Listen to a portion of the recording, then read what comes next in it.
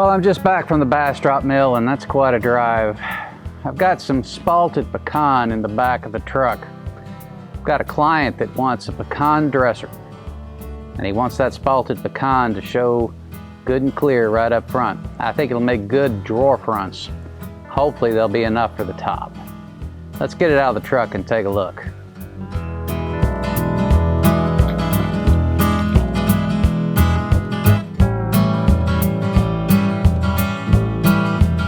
I'm Roby Price, and welcome to my garage workshop. In this series, we're building a spalted pecan dresser. Picking out timbers for the drawer fronts.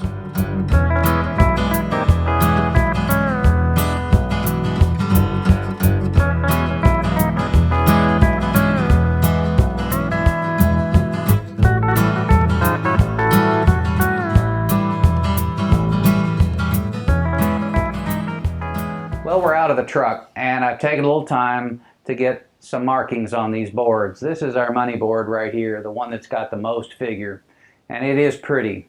This is the, I've got him marked off here, trying to capture as much of the board as possible. I want this to be the bottom drawer face, and I've got about 9 3/4 inches that I can work with, and I've got full width here.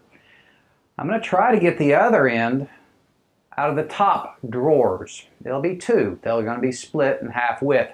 So I'm going to try to split it down the middle, turn it over, see how decorative it'll look. I'm still toying with the idea of resawing these to get a book match. We'll see how that goes. I won't know if I can do that until I get my first dimension.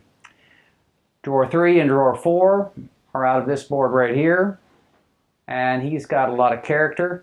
I've got more length on him. This isn't 8 feet. This is only about 6 plus. This right here is a little over 8, so I've got some more room to work with. I'm not as worried about getting my dimensions precise. Drawer 2 is really a neat board. Not particularly wide. I will use all the width of him, but he's got a lot of character, so much so that that's all waste. And but I think it'll be pretty. We might actually have a bug hole in this one when it's done. So first step is to take these over to the chop saw, cut them to length, and then take them to the planer. Now you've probably already figured out this board is 9 3/4, and I've got an 8-inch jointer. So I'm going to have to joint this thing partially, and then I have to make a jig to go to the planer so that I can get one side perfectly parallel with the partially jointed face, and from there we turn him over and then finish planing it out. And after that we're going to be through for a while, because I want these boards to stabilize. Part of spalting is an actual fungus infestation, and it's due to moisture. So I want to see how these boards are going to do. I want to know if I take off material, if it's going to warp, and actually that's my biggest fear about resawing. So I may not try. Well, I'm over here at the miter saw, and I'm getting ready to make my first cut. And I've got him, this is one that has a square edge, so I'm flush against the fence. What I want to do with this is the small piece, and I'll be holding a hand over here, but I want to keep this clamped down over here so he doesn't move, because it will. Additionally, you're going to see me make a series of chop cuts. That's in case this thing isn't level and wants to pinch the blade. And if I keep coming down at it, it will keep that from happening.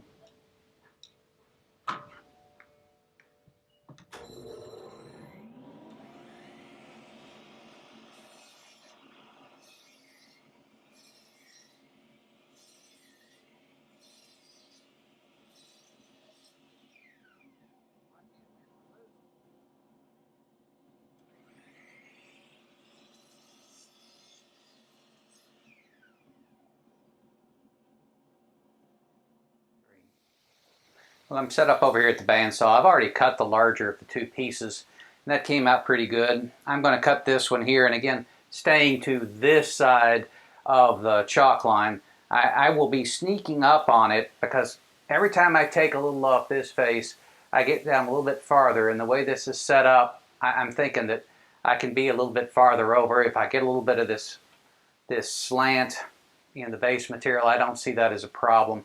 And I want to preserve as much of this material as possible. So I will be to the far side on this because this is a critical dimension. I'm very much hoping I can get 2 of the smaller drawer fronts out of this.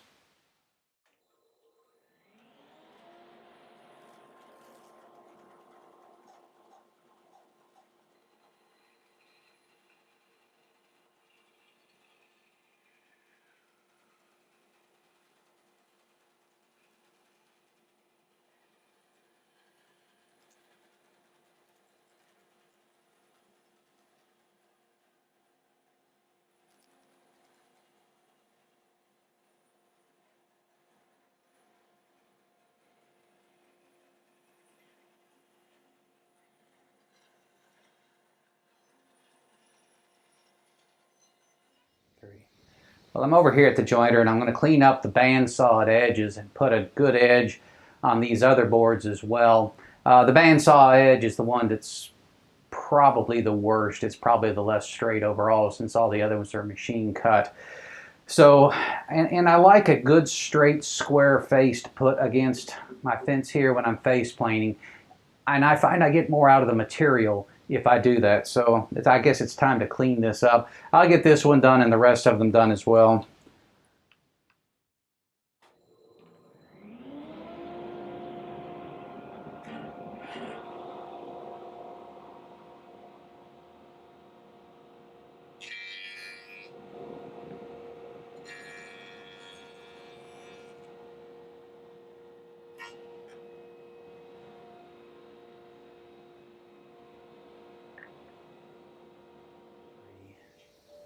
Well, I'm over here at the jointer getting ready to make my first of a series of planing cuts, face planing cuts. The first cut is to get an 8-inch path on the bottom of this board. From there, we will go to the planer with a jig and then get this top face parallel to what I have planed off here. Then we will flip the board over without the jig to finish up this side under here that wasn't jointed. So I have my fence off. I cannot get this board through this with the guard on. So special safety tension paid to the blade. That is not something we interface with. Additionally, I've taken off the rabbet attachment because this is going to start coming below and I can't have this in the way. So we're going to try to give a shot here. This board is pretty whopper jawed, so I don't know exactly how it's going to work, but I do know that this is a technique that I've used before. I've already kind of leveled out the board. I've got a low side here that I'm going to interact with. I am not going to interact down here on the far back. I've got to keep it within 8 inches so that I maintain contact. So it's going to take a number of passes to push through. I'm going to give myself a little additional on this first pass because I've got a knot right here that is really out. So let's give it a first go and see where we are. There.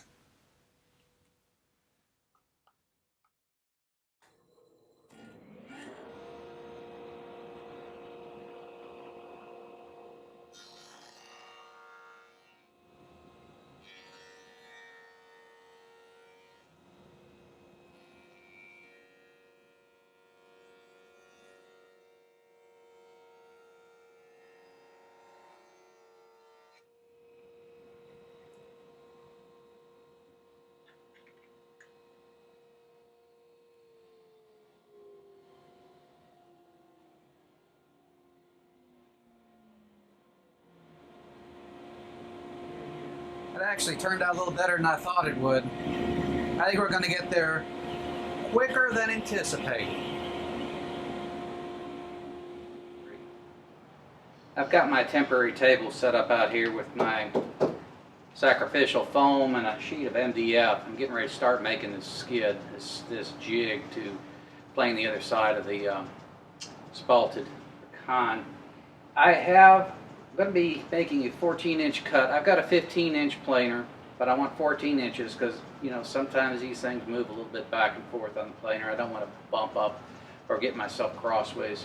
I also want a although I've got 8 inches here, I want a little bit, I may have to wedge up some of these pieces to make sure that they don't tip on the rollers, depending upon how wide. So I'm going to make it a little bit oversized. So I'm going to make a 14-inch cut here and then an 8-inch cut for the flat to sit on.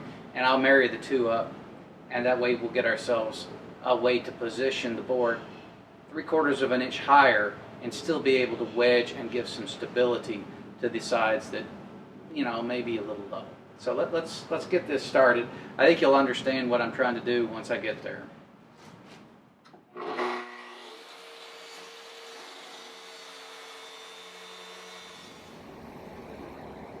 Well, this is the start of my sled. As you can see, I've got a piece of 2 pieces right here. This one's going to be the bottom piece, lays flat on the bed of the planer. I've got a 15-inch planer. I made this 14. Sometimes they don't go through quite right. I don't want any bind up. This other piece right here, this is 8 inches. And that is what the flat part of our face jointed boards are going to sit on. I'm going to drop a couple of splotches of glue on here, spread it out with an old credit card, and then I'm going to flip it over and line it up with this edge. So I get one edge that's perfectly clear. Then I'm going to take this, which is a little long, a piece of scrap, and put it on top of this. This is going to be the backer, so when I put one on top of the other as it goes through, this will help push the board through so that it doesn't slide on the back side. So it's pretty simple.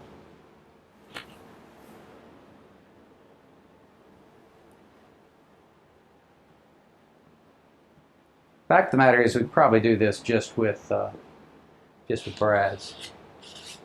I just want something that will help stick it in place a little better. But what I don't want is I don't want this glue to cause it to not sit flat. So that's the reason for the credit card. This up. Right, that's good there. That's good there.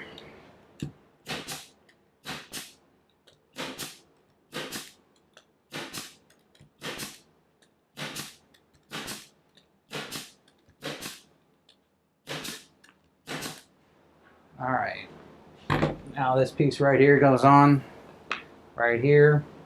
And this overhang is intentional. I want a little bit there so that it pushes on that edge of the board.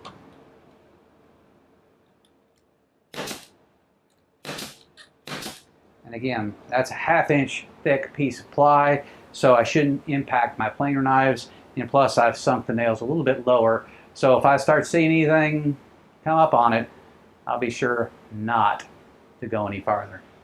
So now we just got to get it to the planer and see how it works.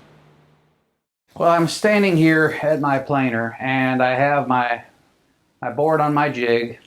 The flat part is on the raised panel here. I have not braced this area up here. I've got the majority of the board is actually on a flat surface, so I'm hoping that this will work. I'll keep a careful eye on it. I've made my marks with my my black crayon, so I know where we've been after we go through here. My only concern is that this board's going to slide on the MDF and go through while the MDF stays stationary. I don't think that's going to happen. I took some precaution, put a little extra wax on the beds, and that's also what these rollers are for. The exterior roller out there is actually very important because this MDF is heavy and it could actually pitch forward as it goes off the out toward the end over there, and I want to keep that from happening. So this is the first pass. I'll be watching it pretty closely. This isn't really where I like to stand. I like to be over there, but for the camera we'll do it this way this time. So let's go ahead and get our dust collection on and we'll give it a go and see how it works.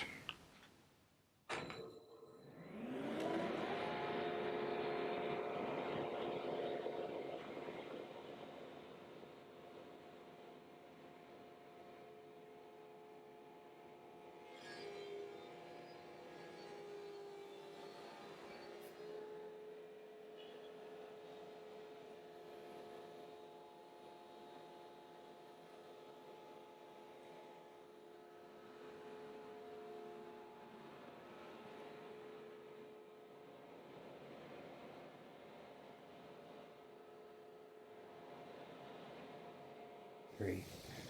So if I build that jig again, I'm going to build it out of plywood. That MDF gets really, really heavy. But it worked. I've got some really good passes, and I'm very happy with it. And I showed you one pass on the first one, but we'll show you all the boards here in a little while. But right now, the next step, of course, is to get rid of this. This is what's left over from the jointer. And we've got a flat face on the bottom, so we'll work down and take that off until it's gone. However, I need to take a pass off here as well so that I get a completely smooth surface, and that's why I've marked this over here. So it's going to be a whole lot more the same. The difference is that once this is completely gone, I have a completely flat board, and I'm shooting at about 3/4 of an inch, maybe just a hair shy, and I don't think that's going to be a problem. But I won't know until I get all the boards done, and we'll finally pick up the one board that was less than 8 inches on this pass as well. So again, more the same.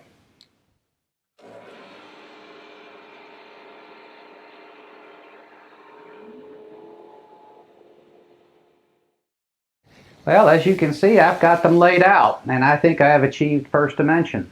Are they perfect? No. I have some thin spots still, and I have a few areas that need a little bit more planing and more work, but that's okay. We've taken off an awful lot of material, and I want to give these boards a chance to set. Well, and I've also laid them out in the order that I'm anticipating these drawers to be, with the bottom drawer being that one over there, coming to drawer 4, 3, this one is drawer 2, and of course this one is drawer 1, A and B, both split. I think that that's how it's going to stay for now. I want to let these boards sit and relax. And if they're going to cup, I need to know it. And if they're not, then all the better. As you can see, the figure is magnificent. When you put a finish on this, it's only going to get brighter. So we're going to put these boards aside, and tomorrow we're going to get started on the case. And that will involve a lot more dimensioning of lumber. We've got to get the lumber first, and then we've got to dimension it, and we'll build the case and then focus on the dust frames. So that's going to be what we do next, and I'll see you in the garage tomorrow.